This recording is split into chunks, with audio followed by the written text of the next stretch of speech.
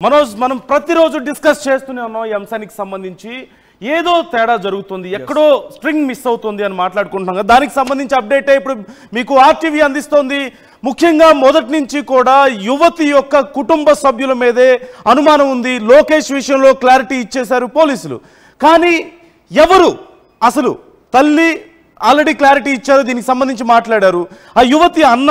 ఎవరైతే సురేంద్ర ఉన్నాడో అతనికి సంబంధించి క్లారిటీ వచ్చింది కానీ ఇంకా ఎవరో ఉన్నారు ఈ కేసులో ఇన్వాల్వ్ అయిన వాళ్ళు అంటూ మొదటి నుంచి ఒక మాట వినిపిస్తోంది ఇప్పుడు దానికి తగ్గట్లుగానే పోలీసులు విచారిస్తున్నటువంటి ఒక ఇద్దరు వ్యక్తులకి సంబంధించిన పేర్లు ఆర్టీవీ ఇప్పుడు చెప్తోంది ముఖ్యంగా ఆ యువతి యొక్క సొంత అన్న బ్రహ్మయ్య అనే వ్యక్తికి సంబంధించి కూడా విచారణ జరుగుతోంది అలాగే కుటుంబ సభ్యుల్లో మరొక వ్యక్తి ఉన్నాడు కజిన్ బ్రదర్ కొండయ్యని కూడా పోలీసులు ప్రశ్నిస్తున్నట్లుగా తెలుస్తోంది సో సొంత అన్నయ్య బ్రహ్మయ్య అలాగే కజిన్ బ్రదర్ కొండయ్య వీళ్ళిద్దరిని ఎందుకు విచారించాల్సి వచ్చింది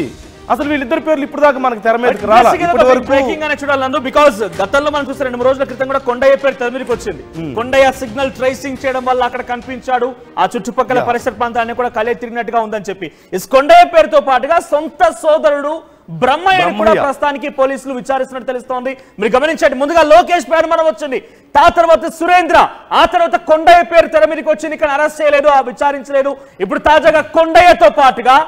మరో వ్యక్తి సొంత అన్న బ్రహ్మయ్యని కూడా విచారిస్తున్నట్టు తెలుస్తోంది